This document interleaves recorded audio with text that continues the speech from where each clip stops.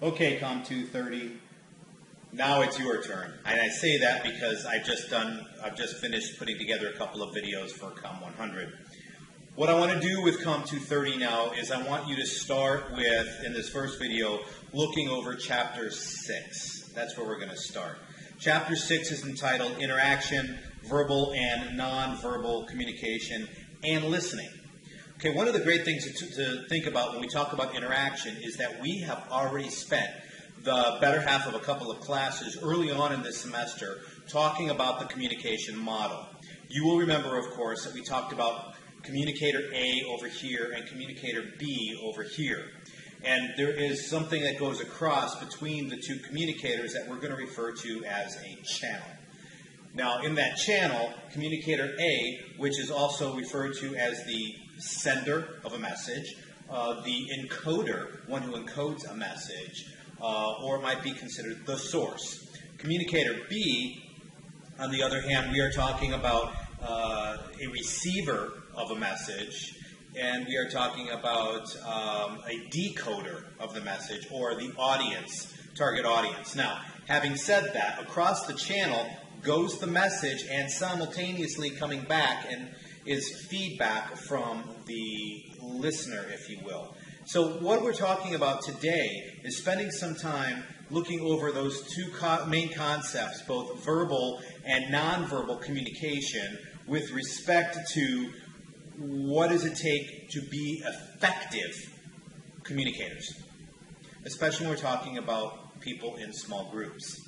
So when we talk about interaction, you might remember also we talked about words being verbal, and anything but the words is considered nonverbal communication. So the words are symbols. The word alone does not automatically give us an intrinsic notation of a bunch of letters put together to form some sort of meaning. We talked about this in class at one point as well. You know, we call this and it's in your mind, right? We call this a pen. Now, is there an intrinsic connection between the word pen, P-E-N, and this item right here? Well, the answer, of course, is no. See, somewhere along the lines, if there was an intrinsic connection, we would all, across the globe, be speaking the exact same language because we would all call this a pen. But there isn't an intrinsic connection. So the first characteristic of symbols, and language is, of course, symbols, so thus verbal communication, the words, is symbol and symbolic. So the first characteristic, of course, is arbitrary. And there are three A's in terms of characteristics. The first is arbitrary. Arbitrary basically means, in a nutshell, we decide. So somewhere along the line, we saw this, somebody saw this, and called this a pen. And it took. The decision was made, and now then we all learn what that decision was that was decided for us. So arbitrary. So somewhere along the lines, we are actually come up with naming them. We decide what to call various things. The second characteristic of communication in general, when we talk about symbolic language and the symbolism within language, is the idea that language and communication is abstract. Now, abstract gives us the ability to think in hypothetical thought. So with language, we are able to think in three dimensions of time: the past, the present, and of course the future. By the same token, we can talk about things that are not concrete. I can hold this up and I can touch a pen. That's concrete. But language gives me the ability to talk about things like patriotism, love, hatred, things like that. We can't just put our hands on it and say that's exactly what it is. And there might be connotative or personal definitions about all of these things. Okay, and then the third characteristic of symbols and the symbolism of language is that language is ambiguous. So there might not be a direct and defined meaning because we're talking about individual human beings. So I might use the word, for example, blue. What does the word blue mean? Well, if I look it up in the dictionary, the word blue essentially means that a color, it might be a mood, and if I put an S on it, it might even be a type of music. Blue could be a mood that's somber, But yet, if it's a somber or sad mood, but if you ask me, for example, how are you today? And I look at you and I say, blue skies from here on out. Is that a happy or a sad definition of the word blue? I'm hoping that you're catching the idea that by using those words, I'm referring to blue in a happy way. Well, if that's a happy mood, that kind of goes against the definition. The idea that language and symbols and symbolic language is in and of itself also ambiguous is that the definitions are sort of moving and we have to look at the context of the person to determine the meaning of what's really being said. As I mentioned before, when I have two people in the car that are significant to each other, maybe a dating relationship or a husband and wife relationship, and the husband or the boyfriend in that relationship who might be driving in this particular scenario looks at the girlfriend or the wife in this scenario and asks, so honey, where do you want to go eat tonight for dinner? And she looks at him and goes, wherever you want is fine. If I'm just listening to the words, is it that wherever I want is fine, truly? Or is the context of that language, of that remark, much more valuable in understanding that, you know, you can choose whatever you want, but if you choose wrongly, perhaps this is the end of the relationship. And these are the kinds of things we have to pay attention to. So as you're looking at your book, and let's do just that, we're going to start on page 99, cover chapter objectives, where we talk about understanding general characteristics of effective communication, sending clear and supportive messages to the group, distinguishing between verbal and nonverbal, vocal and nonvocal communication, and looking at identifying different types of communication. And then we'll talk a little bit about the listening process. So let's move on. Grab your books. Pause this if you don't have your book and go get it. And grab your books and let's kind of go through it a little bit. Page 100. Okay, so general principles of effective communication. The first one on here, truly effective communication is an interactive, collaborative, and ongoing process. Remember we talked about the two individuals involved, or the one and the few individuals involved, and the feedback simultaneously coming back to us at the same time that we're working with delivering a message. This is a continuous process that never stops. Remember, of course, that one of the rules of communication that I gave you at the beginning of the semester is that every communication I have with you is a continuation of every communication I've ever had with you. You see, remembering, of course, that all of my impressions of you throughout the time will color my interpretation of this particular interaction that we might be having right now. The second one, effective communicators provide clear, unambiguous messages. You see, it is a challenge for us, and it is a challenge we need to rise to, that when we're dealing with small group communication and having many people, that we are as clear as we can be and as succinct as we can be, so that the language that we're using avoids as much ambiguity that already exists anyway, but we want to be as clear as is possible, especially if we're giving directions on how to do something. Number 3 on here, effective communication, communicators tailor their message to particular audiences. Who's my audience? Is this a work group and can I use work jargon? Is this a work group and therefore should I avoid using slang and even coarse language? So depending upon the audience I'm working with specifically should allow me to tailor the language based on what I know of that particular audience. Number 4, effective communicators choose the correct communication channels for their messages. Let's not call meetings of people if it can handle it, whatever this meeting we're calling can actually be handled in an email, for instance. And effective communicators seek to provide feedback concerning messages. So when they get messages back or they're receiving messages for the first time, we want to provide feedback in terms of, do I understand what's going on? Are there questions that still exist? Are there holes in the logic and in the process that you're trying to relate to me? Are there flaws in the conversation that we need to remedy and affect? Number 6, I'm moving on to page 101 at this point. Effective communicators work together to reduce and eliminate communication noise.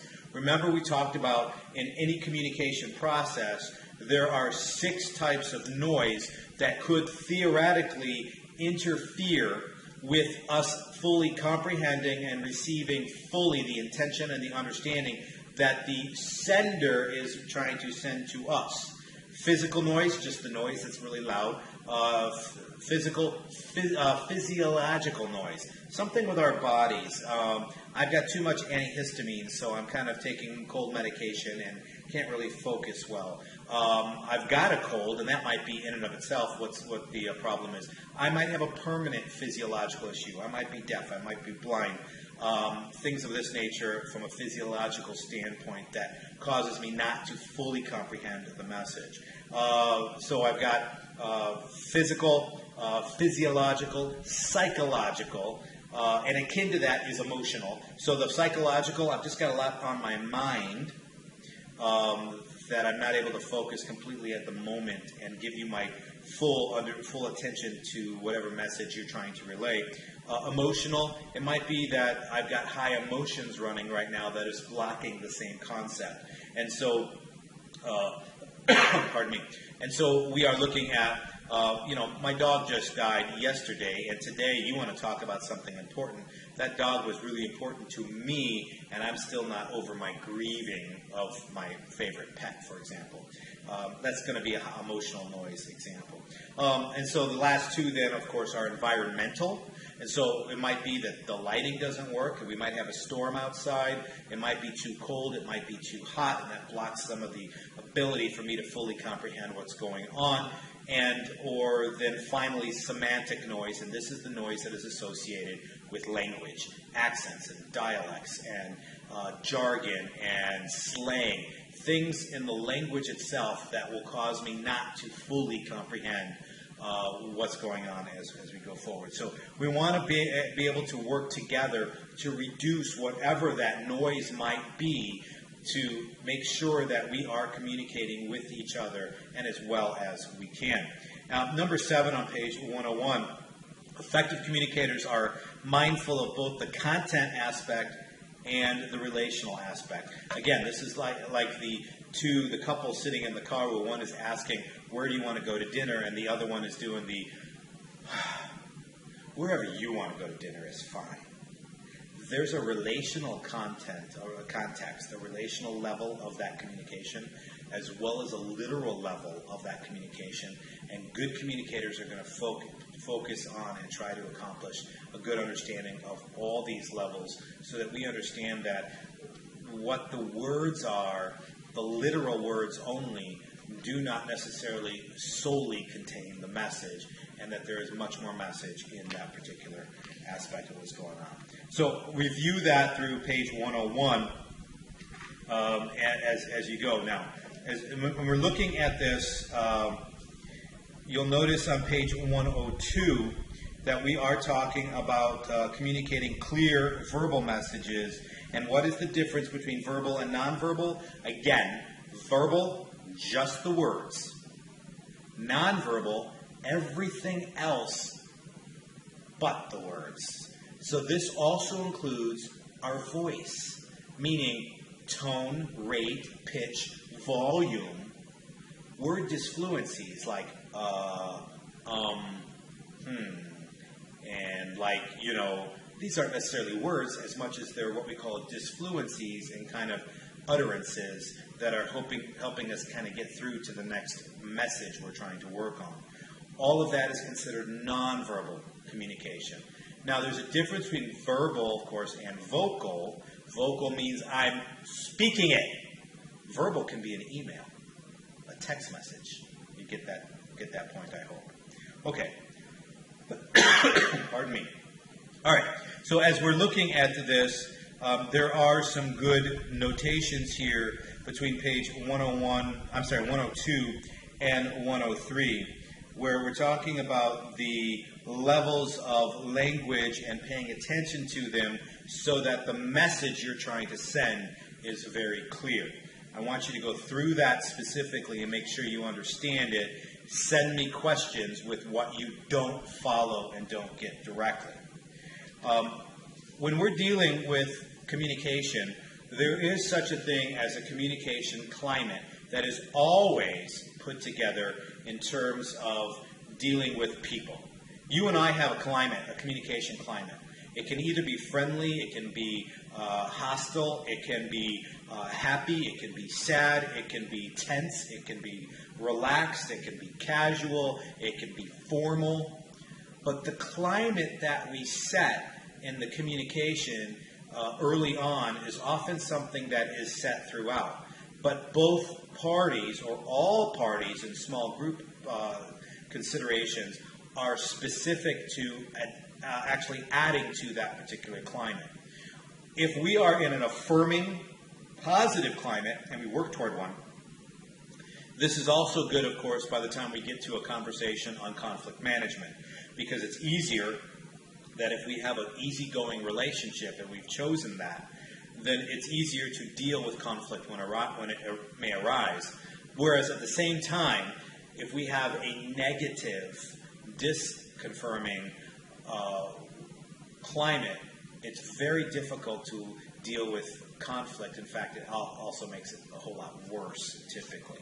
So there are 5 confirming responses that I want to focus on here on page 105. Direct acknowledgement, the agreement about content, supportive responses, clarifying responses, and expressions of positive feeling. These are the actions that essentially allow us to develop a very positive atmosphere, climate, amongst all of us as we're working together. Whereas the opposite happens if you look at page 104, where we talk about disconfirming responses, and I want you to go through those. Unfortunately, we are in a day and age where those particular responses seem to be more common.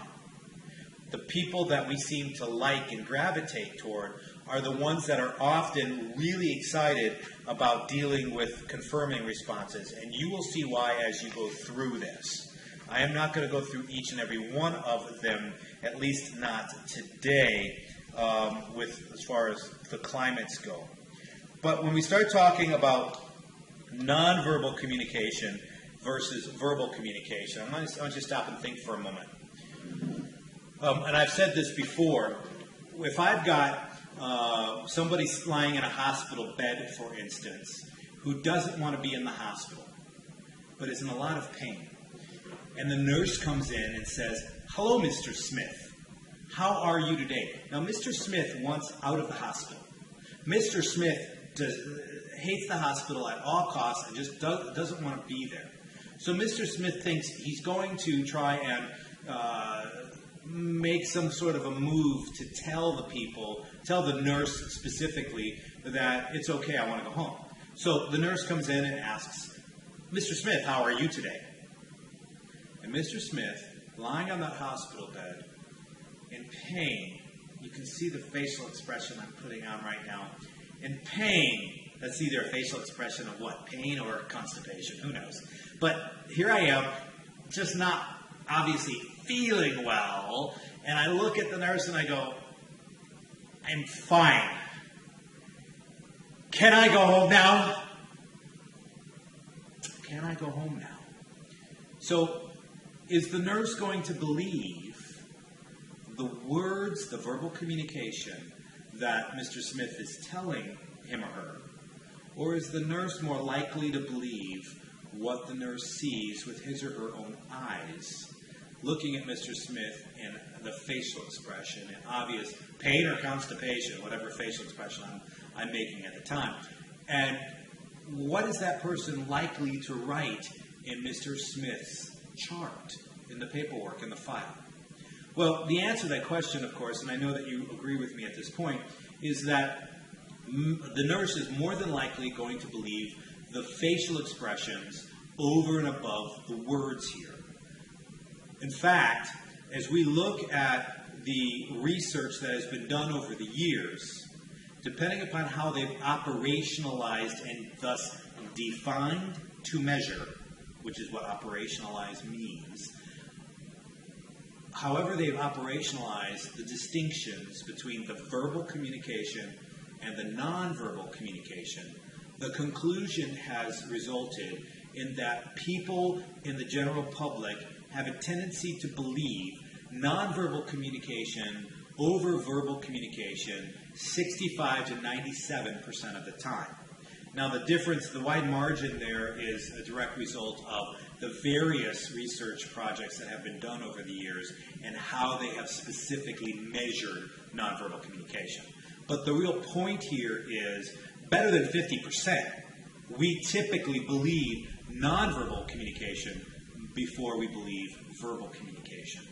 But the interesting thing about that is we have spoken at length in the past, throughout the years, about the definitions of words and thus verbal communication. And in fact, that's what a dictionary is, right?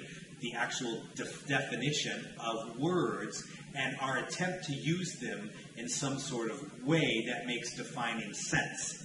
The problem, of course, is that we can change those meanings from a very literal perspective to a very personal, connotative perspective, just in the context meaning, the relational meaning of how we speak. But, on the other hand, there is no universal dictionary of any kind of value to a nonverbal communication guide. So when we talk about certain things, nonverbal communication can be widely interpreted, oftentimes by way of culture. So, for example, there are some cultures where when I give a public speech, lots of expressive hand gestures are considered appropriate and fantastic and attributing to the actual presentation itself. Other cultures will find that distracting and prefer someone to stand stone still and just work on the actual presentation vocally. And so, and there are some, there are changes in meanings from one culture to another.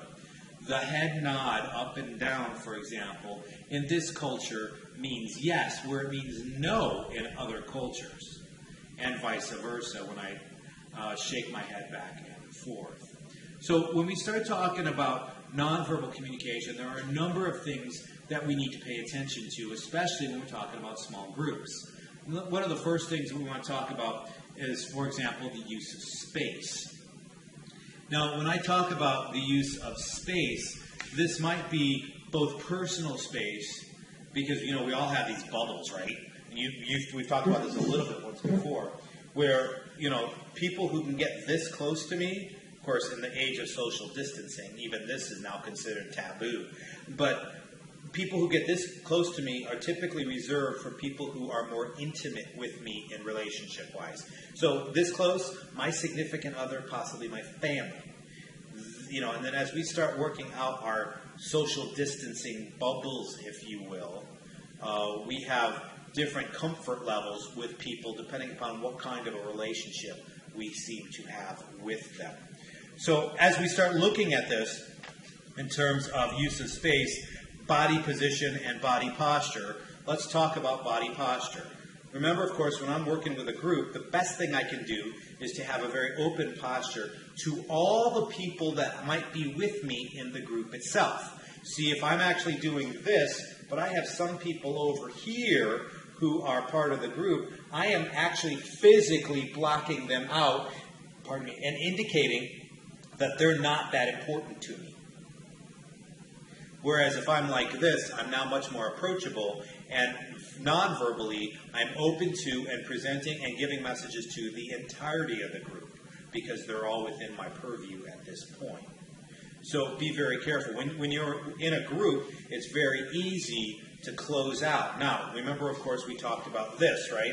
This is probably one of the worst positions you could ever stand in, because this is a defiant position, and this is one of those ways that we often tell people we are closed off and that we are not interested in communicating. And many of you are going to say, but that's really how I stand because it's A, comfortable, or B, because I'm cold. My suggestion to you is if you're intending to give a cold impression, then you continue doing it. But if your impression is to be open and available to people, you do not want to be folding your arms. I've said this before, I'll say it again. When I do coaching with business people, the worst thing that you can do, especially for people that are in sales, for example, is to actually fold your arms and do your picture like this, especially if you're going to smile. Why? Because this essentially says, in many cases, that I am going to be your biggest problem and I'm going to enjoy it. So you've got to be careful with that arms folded. If you truly are cold, get a sweater. So having said that, be careful with body position, and you can look this over in terms of, more detail in the book. Facial expressions are also very interesting to pay attention to. There are 6 facial expressions, and I think we talked about this as well in class, 6 facial expressions that are considered, well, there were up to 6 recently, and there were a 7th added, but 7 facial expressions that are considered universally recognized across culture and through all of age. So universal recognition of 7 different emotional facial expressions. So we have to be careful as to how we are specifically, what emotions we're showing, because those kinds of things can actually be a problem if we're showing people anger, for example, and belying our feelings when we're trying to be cooperative and work with the group. To say you can't read my face is oftentimes problematic because there are a number of facial expressions that we indeed can. So we want to make sure that there's that smile on our face, a genuine smile, and kind of working with, when we're trying to be happy with people and be cooperative, have that open facial expression. That frown and things of this nature can be very difficult to be approachable as far as that goes. Remember we talked about eye contact. In the United States, eye contact is very important. Speaker versus listener. The listener often is eye contact, look at me when I'm talking to you. We were kind of brought up that way in the United States. So when people are talking, then, it's kind of, the thought process is, as a listener, my eyes are on and focused on you as the speaker. Whereas, if my eyes as the speaker are specifically on you and on you only the whole time I'm speaking, it can get a little creepy. And so when we speak, we have this tendency in what I call eye-gaze patterns of interaction. The speaker has this tendency to look, kind of fly a pattern, right? I'm looking this way, I'm looking this way, I'm looking this way, I'm checking back in with you. And then I'm continuing looking. Now that I've checked back in, I see that you're still paying attention. So I'm looking this way, looking this way, looking this way, checking back in with you. We might have different patterns, especially as things kind of distract us here and there in our peripheral vision, for example. But we always have this tendency as a speaker to kind of check back in with the person to make sure that this is an engaged interaction, and the listener actually interprets that by focusing on the speaker, him or herself. So eye gaze patterns. Remember, of course, when we exchange that, typically in the United States, what happens is I will ask you a question. You're the listener. I'm the speaker. I, as the speaker, want to trade places with you. So I will ask you a question. I ask the question, I look away. I might fly a little bit of my pattern, but at the same time, you're going to start speaking. Once you start speaking to respond to my question, I now become the listener and take the listener's role. So that I'm going to now move my eyes to pay attention to you. And you're going to start flying whatever pattern your eye gaze pattern might have. I'm not suggesting it's the same as mine necessarily, but it is going to happen. This is typical, and it goes back and forth, as far as that goes. So when we start looking at eye contact, it's important and healthy for good eye contact in the United States during interaction.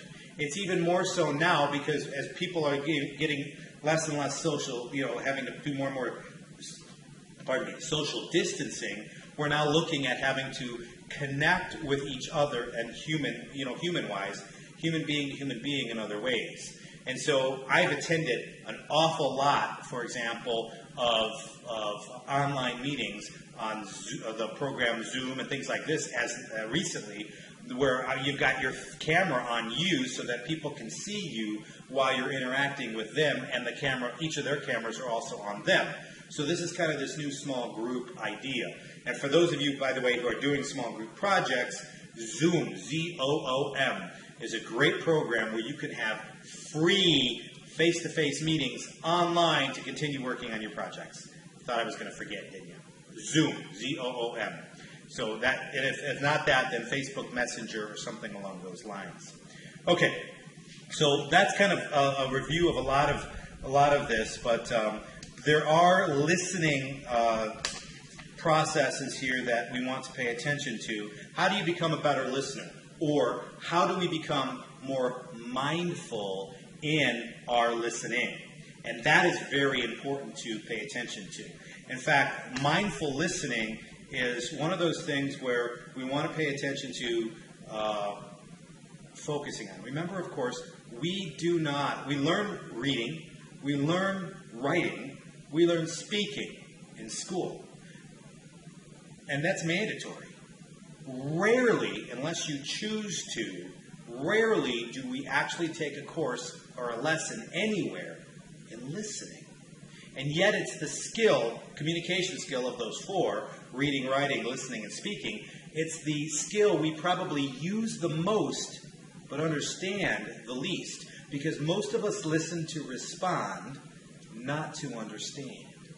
And when that happens, once we have figured out what we're going to respond, we actually stop listening. And it's interesting to pay attention to, because if you're actually an observer at restaurants, I'm one of these eavesdroppers to the table next door, for example, when it's entertaining.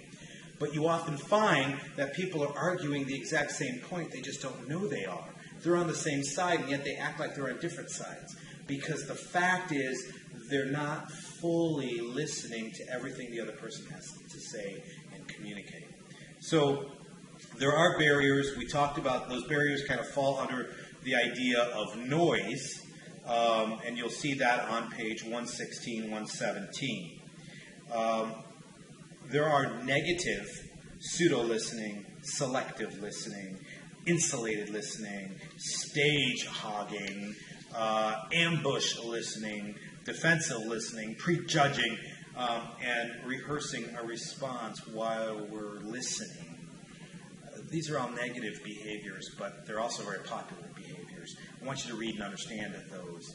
But the 5 steps to the listening process are hearing. You've got to physically be able to hear. Remember, there's a difference between listening and hearing. I might say that hearing is a physiological response your eardrums have to sound waves. And listening is the mindful process of receiving a message. And so when we talk about good mindful listening, the first step is hearing. The second is being mindful, focusing. And your book actually calls it attending. The third is understanding. So that means I'm going to ask questions for clarification, not to interrupt. And then responding, and this might be paraphrasing, not parroting. In other words, repeat back to the person just so that I understand you correctly. You're telling me, and then repeat back to the person in your own words so that they will eventually say, yes, you understand, or no, not quite, but this is what I'm trying to say. This is where you have it wrong. And then finally, remembering. After all, when there are 2 significant others that are together, oftentimes what we're thinking about is the idea that, the next morning, for example, after a good significant talk between the relational partners, the next morning one of them looks at the other and says, do you remember what I said to you last night? And when that other relational partner says, no, what's the next thing that the first relational partner is going to accuse the second one of? Oh, you never listened to me. You weren't listening. Remembering is a vital part of listening. If it's important to you, you will remember it. And if you truly have trouble with a memory, when you have an important conversation to take place, go ahead and pull the notebook down and say, external hard drive, if you will. Take the notebook and take notes. There's nothing wrong with taking notes if it's important. And in fact, what it's doing is showing the person that you're having a conversation with just how important what they have to say is to you. So there are 10 steps here in becoming a better listener, starting on page 119. So this is something I want you to pay attention to, and of course, go through the vocabulary and the glossary words at the back of the chapter. Remember, of course, any quizzes that might come about, most of the time they have to deal with understanding how good vocabulary is used from the chapter and apply them. So having said that, I'm going to go ahead and wrap this up at this point. Send me any responses you have with questions so that I can address them as we start moving forward. Make a plan. I know that one of the groups in COM 230 already has a group page on Canvas. If the other one doesn't, I don't recall that I did, but if the other one doesn't, I'm going to go ahead and put that together for the other group, and so that you'll have a way of communicating with each other. And then again, one of the other options is you've exchanged and should have exchanged emails. Remember, we did this at the beginning of the semester. Emails and contact phone numbers with each other. Make sure you're in communication with each other so that you can either set up something on Zoom, Z-O-O-M. It's a great application for meetings, and it's free for meetings under an hour and for less than 10 people or something like this. So you can get a free account with Zoom. That's what I use personally, and it works really well. So if you have questions, send me some questions on that as well. Next chapter we're going to talk about is conflict. Remember that whole idea, if we set up a really good, positive, affirming, confirming communication climate, conflict works, we can get through conflict pretty easily and in a healthy manner. If we haven't set up a good communication climate, we just can't. And so that's going to bring me, at least at this point, kind of a real rough through chapter 6 now, and kind of start catching us up as we move forward. I will be working in the next couple of days on reworking Canvas so that it makes a little bit more sense to what we're doing. Thanks a lot. Let me know what questions you have or what issues you're facing, and be safe.